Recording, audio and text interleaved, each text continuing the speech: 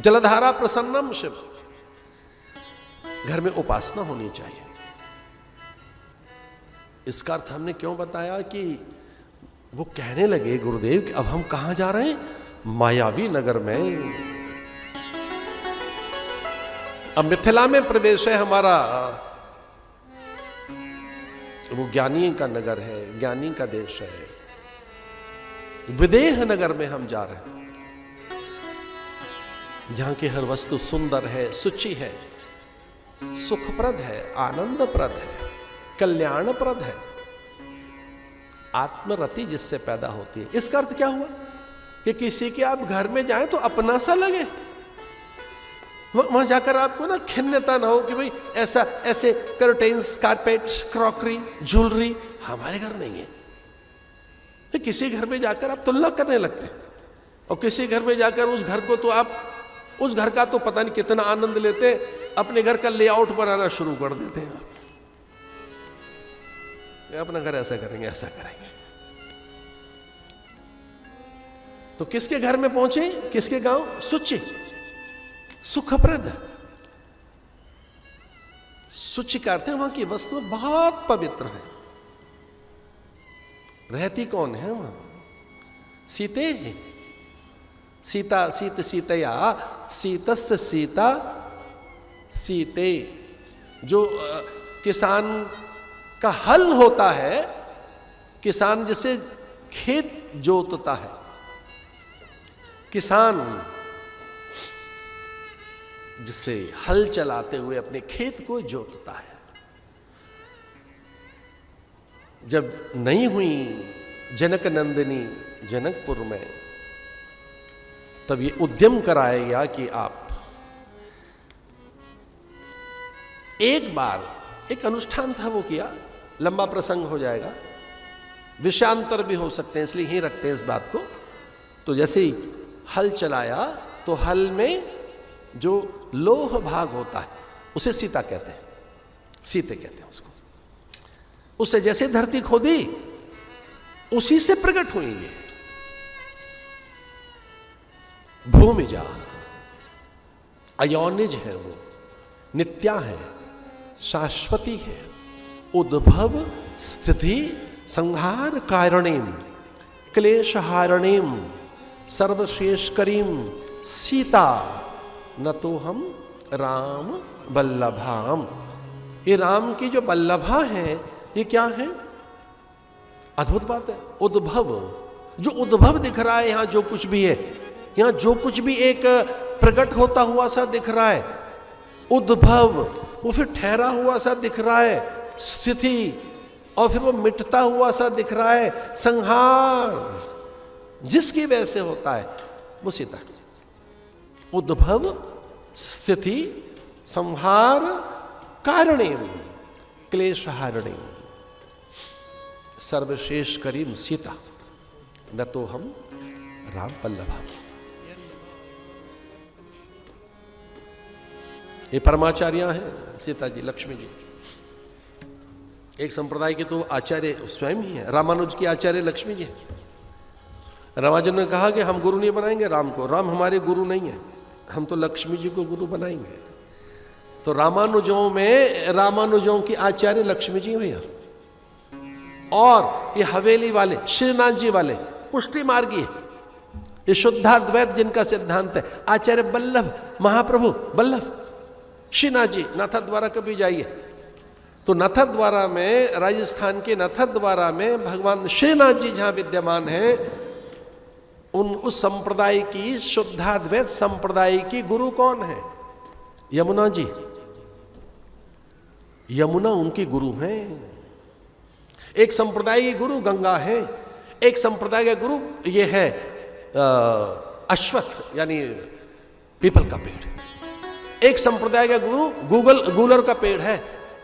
एक संप्रदाय के गुरु तो शुक है। आप तो चकित रह जाओगे सुनकर। दक्षिण का एक संप्रदाय है, वहां के गुरु चींटियां हैं। चींटियों से एक एक दाना बीन लेती हैं वो, अपने से ज्यादा उठा लेती हैं और थकती नहीं है। उनमें कोई डिसऑर्डर नहीं देखा, उनमें असंगति नहीं देखी, वो अविराम है, अविच्छिन्न है, अबाध है, निरंतर है, उनमें सातत्य है, जीवन के प्रति हताशा नहीं ना। तो क्या है वहां? पुरुषार्थ। पंक्ति बड़ी विचित्र है। हर्ष चले, अब विवाह होना है ठाकुर का तो एक प्रसन्नता स्वाभाविक है, एक अलग प्रकार के संस्कार के लिए जा रहे हो। मुनि वृंद मुनि जी के साथ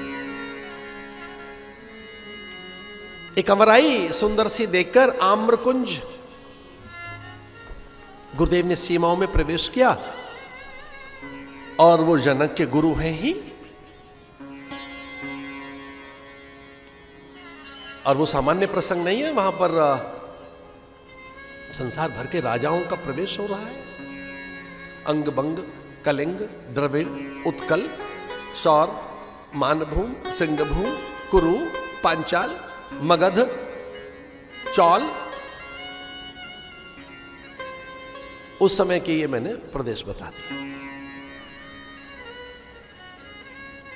इतने प्रदेशों से कुरु, मगध, चौल, अंग बंग, कलिंग, द्रविड़, उत्कल, पांचाल, मालव, कौशल, महाकौशल, सिंहभूम, मानभूम, वीरभूम, देवभूम, एक और नाम बताएं, मारभूम। कहेंगे ये क्या है?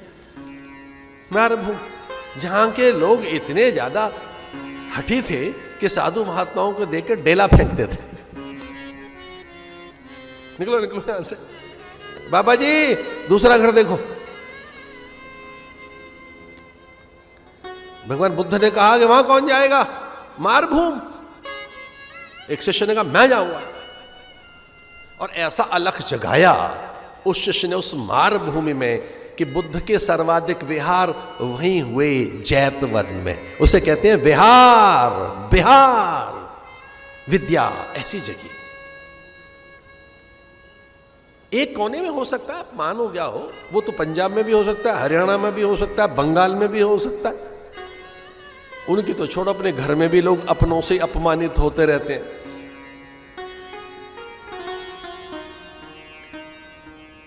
साधुओं ने ऐसी नाम रख दिया होगा देवभूमि, जहां ज्यादा सुविधा मिल गई तो कुछ कह दिया।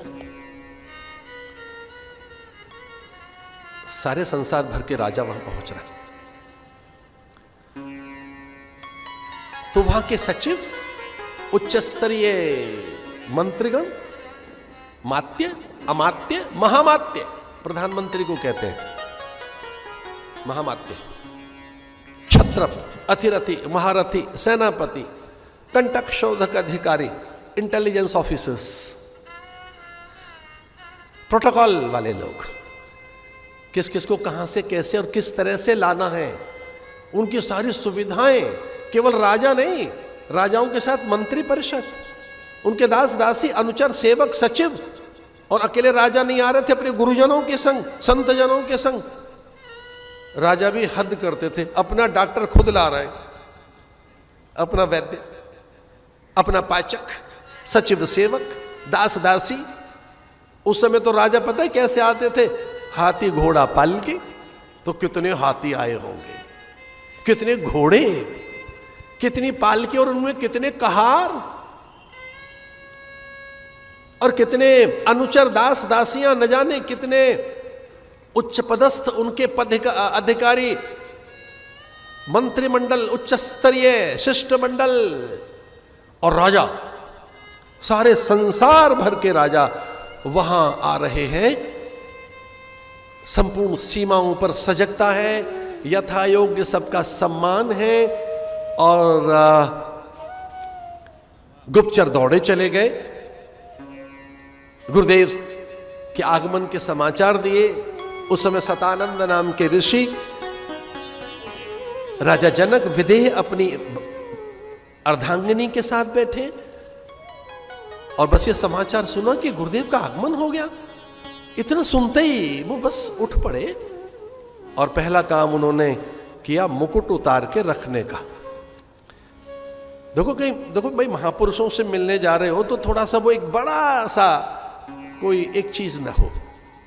ऐसा अभी भी हमारे राम राजा के यहाँ ओरछा में उनको प्रणाम किया जाता है, उन्हें राजा राम। ओरछा में कई स्थानों पर, हमारे यहाँ काशी में तो अभी भी वहां का जो भैरव है, कोतवाल है, वो काल भैरव है। वहां का जो पुलिस ऑफिसर होता है, उसको क्या कहेंगे, स्टेशन इंचार्ज को, जो भी है, थानेदार का कुछ नाम है, क्या नाम है, कोतवाल। हाँ कोतवाल या SHO, जो भी है कोतवाल। तो वो क्या है कि वो अपनी कुर्सी पे नहीं बैठता, उस पे बैठते हैं कोतवाल, काशी वाले। जितने बार भी हमारे प्रधानमंत्री जी काशी गए, भैरव को प्रणाम करना उन्होंने कभी नहीं भूला है, कभी नहीं। वहां के वो सांसद हैं, जितने वहां राजा गए, अब तक के जितने बड़े अधिकारी गए, ये निर्देश है कि वो चैतन्य है, वहां का भैरव जागृत है, वो स्टेशन ऑफिसर वही है। एक बार वहां जाइए, काल भैरव।